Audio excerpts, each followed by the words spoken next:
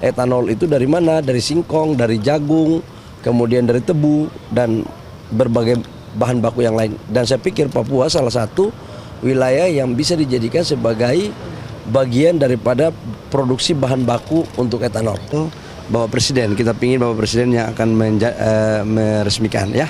Jadi kita tunggu itu aja. Persoalannya cuma persoalan teknis, bukan persoalan lain-lain ya. Kita tunggu aja, dan insya Allah bulan-bulan ini kita usahakan bisa selesai ya.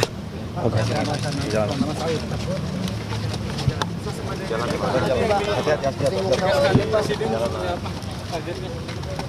Swasembada energi yang dimaksud oleh Bapak Presiden adalah kita harus mengoptimalkan, memaksimalkan seluruh potensi-potensi yang ada di negara kita.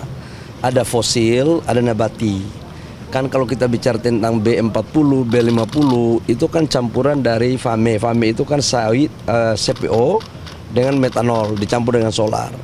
Nah ke depan kalau kita mendorong B50, maka potensi untuk penambahan bahan baku kan semakin tinggi. Di satu sisi untuk bensin impor kita kan masih banyak, maka yang harus kita lakukan adalah membuat program mandatori E10, E20 atau E30, dan itu bahan bakunya kan adalah etanol. Etanol itu dari mana? Dari singkong, dari jagung, kemudian dari tebu, dan berbagai bahan baku yang lain. Dan saya pikir Papua salah satu wilayah yang bisa dijadikan sebagai bagian daripada produksi bahan baku untuk etanol. Ya. Kalau penanaman sawit Pak di Papua konkretnya gimana sih Pak? Lahannya udah berapa Pak? Sawit tanah Papua bagaimana tuh Pak sawitnya Pak? Masalah Papua itu kita akan swasembadakan Papua paling lambat 3 tahun, kalau bisa 2 tahun selesai. Karena Papua butuh 660.000 ton beras, tetapi hanya memproduksi 120.000 ton, sehingga masih kekurangan 500.000 ton. Nah 500.000 ton membutuhkan sawah 100.000 ton. Kita sudah bagi Papua Selatan, Papua, dan Papua Barat.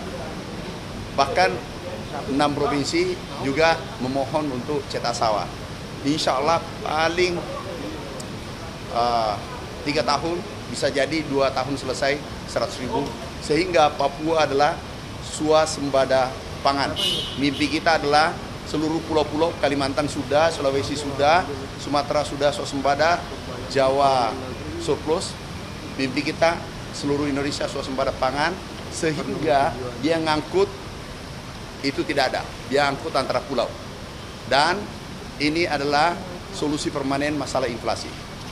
Kemudian tadi ada perbaikan pabrik sagu, kita akan selesaikan di Sorong, kita akan aktifkan kembali. Sudah dibangun tetapi harus diaktifkan kembali. Makasih. Oke, terima kasih Pak. Rekan-rekan sekalian, pada hari ini dari jam 4 sore sampai jam sekarang jam 6.51 waktu Indonesia bagian Barat, Bapak Presiden tadi telah menerima dan memberikan arahan kepada Komite Percepatan Pembangunan Otsus Papua yang ketuanya lah Bapak Felix Wanggai, dihadiri oleh sejumlah wapres dan sejumlah menteri. Tadi ada menteri-menteri dalam bidang pembangunan ya. Kemudian juga ada Kapolri, Panglima TNI, kemudian juga Menteri Pertahanan, Kepala BIN, Menteri Pertanian, KKP, Menteri PU, dan lain-lain. Dan dihadiri oleh 6 gubernur serta 42 bupati dan wali kota. Ada memang yang tidak bisa hadir karena ada yang sakit, 3 orang. Kemudian Bapak Presiden intinya membentuk komite ini dalam rangka untuk mempercepat pembangunan di Papua.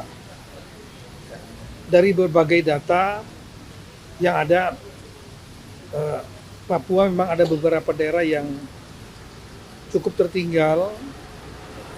Misalnya Anda indeks pembangunan manusia IPM, adanya kemiskinan dan lain-lain, maka beliau memiliki komitmen yang sangat kuat untuk mempercepat pembangunan di Papua. Dan kemudian komite ini diperintahkan oleh beliau untuk mensinkronisasikan program-program yang ada di kementerian lembaga. Tadi dihitung oleh beliau sendiri, berbagai program di luar dana anggaran yang ada di Papua, 6 provinsi, 42 kabupaten kota, lebih dari 61 triliun ya, tahun depan. Ada yang dalam bentuk MBG, desa nelayan, kemudian ada program sekolah unggulan, sekolah terintegrasi, dan program pangan, dan lain-lain. Nah ini beliau juga menugaskan kepada komite ini untuk membangun dialog dengan kementerian lembaga dan juga dengan seluruh kepala daerah se-Papua. Kalau mungkin ada ide-ide dari teman-teman kepala daerah juga silahkan untuk diberikan masukan dan kemudian mengawasi perjalanannya program baik dari pemerintah pusat, kementerian lembaga, 6 provinsi, kemudian juga dari kabupaten dan kota. Dan terakhir nanti melakukan evaluasi rutin mungkin 3 bulan atau 4 bulan sekali tentang progres. Semua program-program itu ada yang jalan tidak. Kalau tidak jalan kira-kira masalahnya apa untuk dicarikan solusi. Setelah itu Presiden juga tadi memberikan ruang dialog dan cukup lama. Dialognya mungkin hampir 2 jam. Semua gubernur memberikan masukan-masukan, menyampaikan problema-problema yang ada. Banyak bupati tadi yang menyampaikan, wali kota menyampaikan persoalan-persoalannya, dan ada yang langsung diselesaikan, ada juga yang beliau perlu untuk dibicarakan secara internal dengan menteri yang kebetulan sedang tidak ada karena memang ada kegiatan lain. Oleh karena itu dialog hari ini sangat produktif sekali dan Bapak Presiden sangat menunjukkan komitmen beliau untuk mempercepat pembangunan di Papua. Kita ingin agar Papua lebih cepat maju dan rakyatnya lebih sejahtera. Itulah kira-kira rekan-rekan sekalian.